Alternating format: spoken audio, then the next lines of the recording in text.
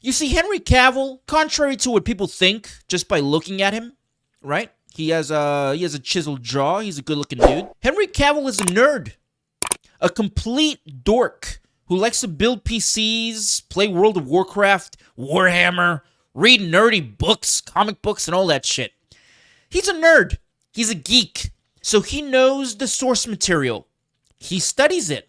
He loves it. Going into The Witcher, he knew all about The Witcher already. He's like, this is going to be great. We're going to make a great, epic story. But when he saw that the creator, the showrunner of The Witcher, was like, this show is too manly, too toxic, you know? We want to do things a little differently for today's audience. And we all know what that means. Well, Henry Cavill didn't like it, and he said, I'm out.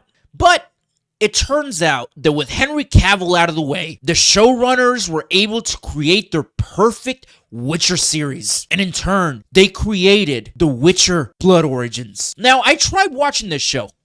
I truly did. I knew nothing about it. It just popped up on my Netflix, like #1 trending or something at the time. And I gave it a watch.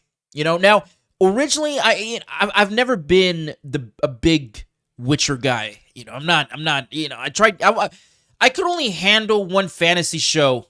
And at the time when The Witcher came out, it was all about Game of Thrones. It was all about Star Wars shit. I can't handle too much. Like, my brain can only focus on one lore at a time.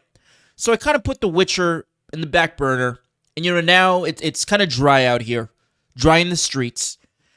And I saw that The Witcher Blood Origin came out. And I'm like, okay, well, let me watch this, because this is apparently like a prequel to The Witcher, so this is great. This is fantastic. I'll watch The Witcher Blood Origin, and then I'll rewatch The Witcher. This is going to be fantastic. And the first episode, going into the second episode of The Witcher Blood Origin, I realized that this show is not about The Witcher at all. This show was about a ragtag, motley crew of diverse, you know, mainly ladies, a couple of dudes, maybe 3, right? And they're going on this mission, you know, kind of like Dungeons and Dragons, you know, kind of like that. I mean, they sprinkled in some Witcher lore, but I just couldn't get behind it, you know.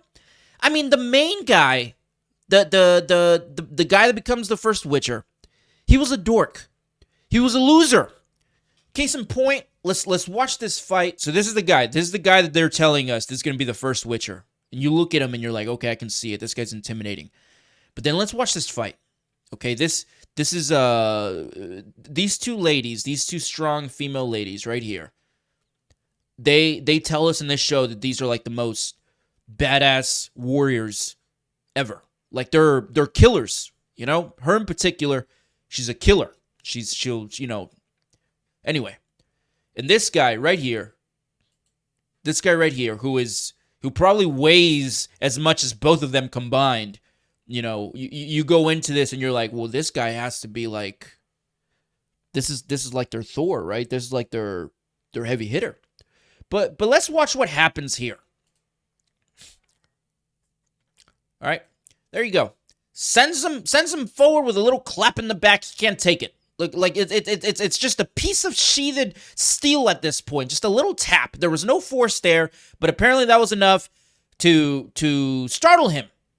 Let's keep watching.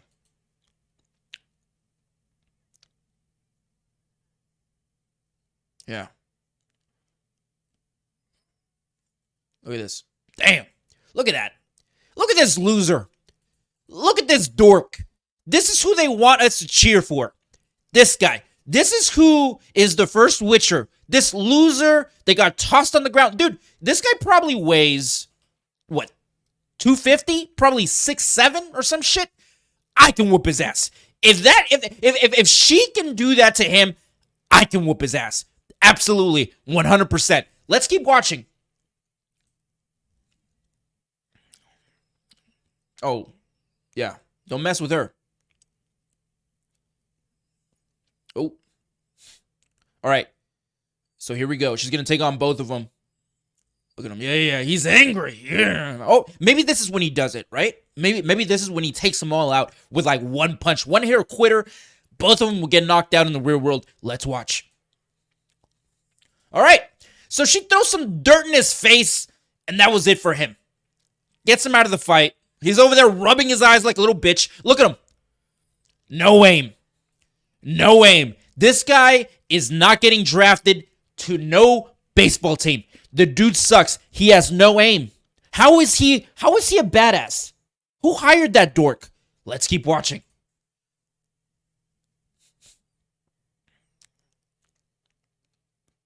So is this it? Oh, look. Okay. So right there. Look at this fight scene right here, okay? Right there. He could have easily... Dude, she's right open. She's right open.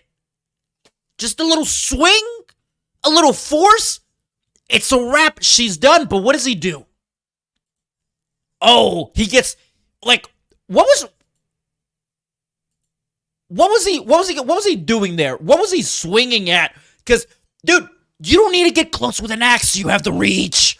All you have to do is just swing. But he gets super close. She blocks him. She pushes him back because the dude is a weakling.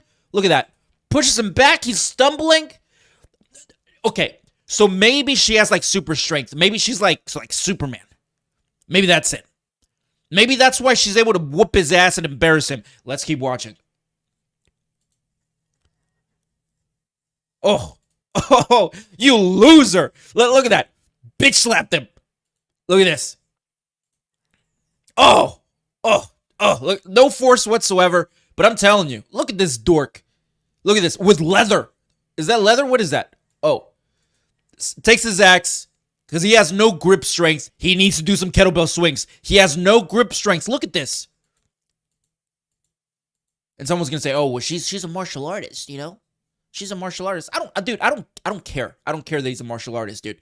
Bruce Lee, there's a big old thing with martial arts. Everyone thinks that just because you know some kung fu, some you know, what do they call it? Wushu, all that shit, that you're like a killer. There is a reason why you don't see no kung fu champions in the UFC. Okay? Because it is useless. Bruce Lee was like 110 pounds. What is he going to do to me? I'm 200. 5'9", 5'10". You know, I know some shit. I'll whoop Bruce Lee's ass. That is a fact 100%. It's irrelevant. When you're bigger and stronger and you know some shit, you can throw all that shit away. Like Mike Tyson said, all it takes is one punch in the face and everything you planned goes out the window. There is no way that this dude should not be able to manhandle both of them. And I'm not saying they're not capable. I'm pretty sure they're capable. They look like they you know, they've trained a little bit. That's fine. But the dude has an axe. And look at him. He's a beast. But he just got embarrassed. And is this where the light? Yep, this is it right here. So she won. She gives him back his axe. Here you go, you little bitch. Take back your axe. You little prancy. You better piss sitting down from now on. So this is all why The Witcher Blood Origins gave Netflix the worst Rotten Tomato reviews of all time. Let's look at these numbers. Look at this. These are real numbers. These are up to date right here. 10%, right, for the audience. Reviewers 33%. And you know how it is with Rotten Tomatoes. They get paid on the side, but there is no amount of money that you can pay these reviewers, these fake news reviewers, no amount of money to get them to lie about this show. This is like someone giving someone a shit sandwich and telling them, dude, review this shit sandwich. What do you think? And then they're like, dude, it's a shit sandwich. Like, it's a negative 100. He's like, no. We'll pay you some money. Do the best you can. And they're like, well, the consistency wasn't that bad, you know, and you know, the portion wasn't too bad. I mean, it 2 bites and I was done with it. And you know, the consistency wasn't that bad. Like it wasn't too hard, it wasn't too soft. I was able to get it down easy. So that's my review for a shit sandwich. But of course, this is all commingled.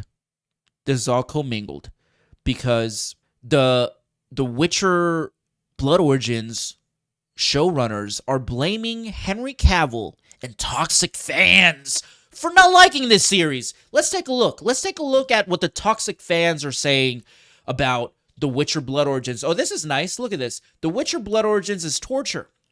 And this is true. This was me when I was trying to watch this show. Okay, this is some of the dialogue in Blood Origins. No, fuckity fuck. Yep. Okay. And then, okay. I wouldn't say this. No. If you would not be able to fall asleep watching The Witcher. You would not. You would get up from your bed, you would grab your TV and you would throw it out the window. And then you would be pissed off that you destroyed your TV. That's what that you wouldn't be able to go to sleep at that point. Because The Witcher is... Let's see, what is this? Review of The Witcher. Take another beloved franchise, remove everything unique and appealing, insult fans, experience short-term success with normies. Normies leave, apathy kicks in, franchise dies. That's exactly what happened with this show, with The Witcher. But that's my hot take on The Witcher Blood Origins. Let me know what you think down in the comments. And like always, don't forget to subscribe. Sensational!